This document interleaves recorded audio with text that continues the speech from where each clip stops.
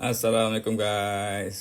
So, bulan ni macam biasa, bulan-bulan yang seperti yang bulan-bulan yang lalu, FI dijalankan seminar saham From Zero to Hero, FZTH kan.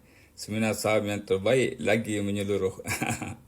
So, tuan-tuan, kalau anda nak belajar daripada FI, pemenang 6 anugerah Bursa Malaysia kan, jemputlah datang. So hujung minggu ni ada satu kelas dinilai kan secara bersemuka dalam bahasa Malaysia.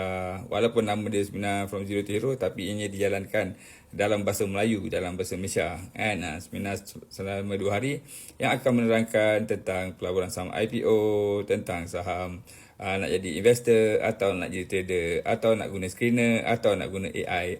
Semua kali ada lengkap So jemputlah datang kepada anda di luar sana yang nak belajar melabur saham.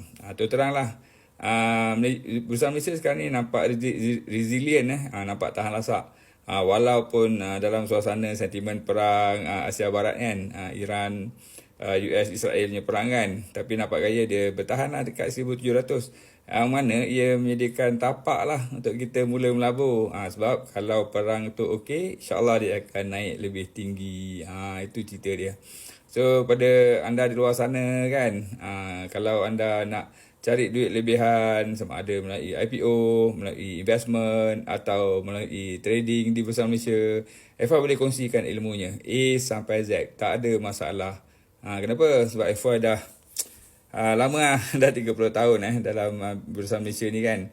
Pengalaman dalam Bursa Malaysia 30 tahun. Lepas tu baru ni menang lagi anugerah Bursa Malaysia buat kali yang ke-8 kan, merupakan top performing remaja dekat Kenanga. So anda tak salah alamat lah kalau datang untuk belajar saham dengan FI.